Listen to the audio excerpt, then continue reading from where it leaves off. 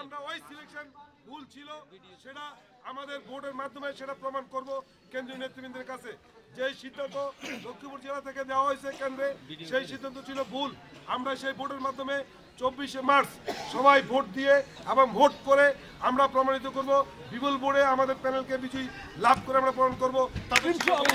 আজকে ঝড় বৃষ্টিকে উপেক্ষা করে আপনারা সাবেক যে প্যানেল রুলামিন ভাই, বাচ্চু ভাই এবং সুরাইয়া আপার সমর্থনে আপনারা এখানে উপস্থিত হয়েছেন, সমবেত হয়ে আপনাদের অকুণ্ঠ সমর্থন জানিয়েছেন।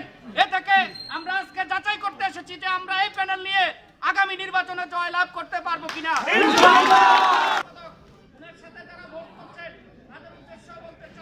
আমি বিশ্বাস করি বাচ্চু ভাই এবং সুরাইয়া আপার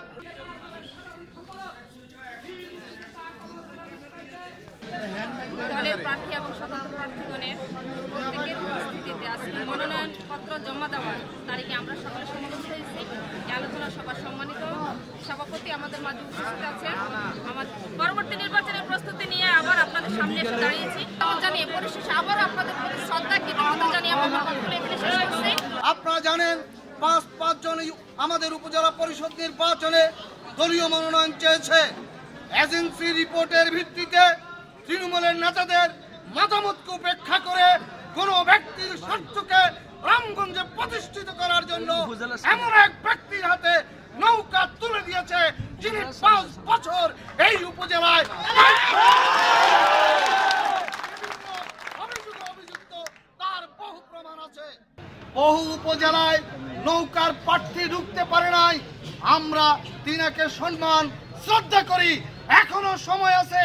আমাদের মাঠের কর্মীদের আজকের যেই দাবি, যদি সম্ভব হয় রামগঞ্জ উপজেলা পরিষদের নির্বাচনে নৌকার প্রার্থী পরিবর্তন করে হাসিনার কাছে আমাদের দাবি ছিল যে তৃণমূলের মতামত নিয়ে আমাদের প্রার্থী নির্বাচন করার জন্য, এবং সিডিটা ওইভাবে ছিল।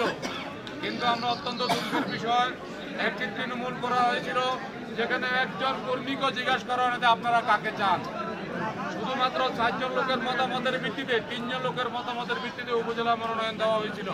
জেলা থেকে 3 জন লোক সিডি দিয়ে 1 নম্বরে জনাব মনোনয়ন চৌধুরীর নাম দেওয়া হয়েছে, যাকে বিগত 5 বছর একবার উপজেলা চেয়ারম্যান করে গেছেন। তার কর্মকাণ্ড সম্বন্ধে আমাদের সবারই ধারণা আছে। কোনো প্রার্থী বলা যাবে না, স্বতন্ত্র প্রার্থী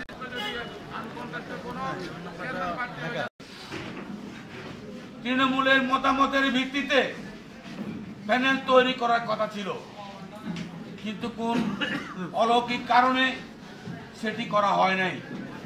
আমাদের তৃণমূলের প্রাণ, আওয়ামী লীগের প্রাণ, যেসব ভোটাররা ভোট দিয়ে তাদের নেতা নির্বাচিত করবে, সেই সুযোগ থেকে বঞ্চিত করা হয়েছে।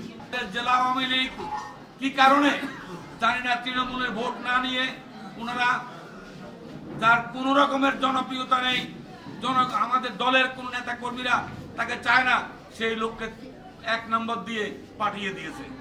নেত্রী 1 নম্বর দেখে তাকে মনোনয়ন দিয়ে দিয়েছে। আজকে আপনাদের মতামতের ভিত্তিতে আমি মনোনয়ন পত্র জমা দেব। আমরা এখনো মনোনয়ন পত্র জমা দেই নাই, এখন মনোনয়ন পত্র জমা দিব কিনা ইনশাআল্লাহ।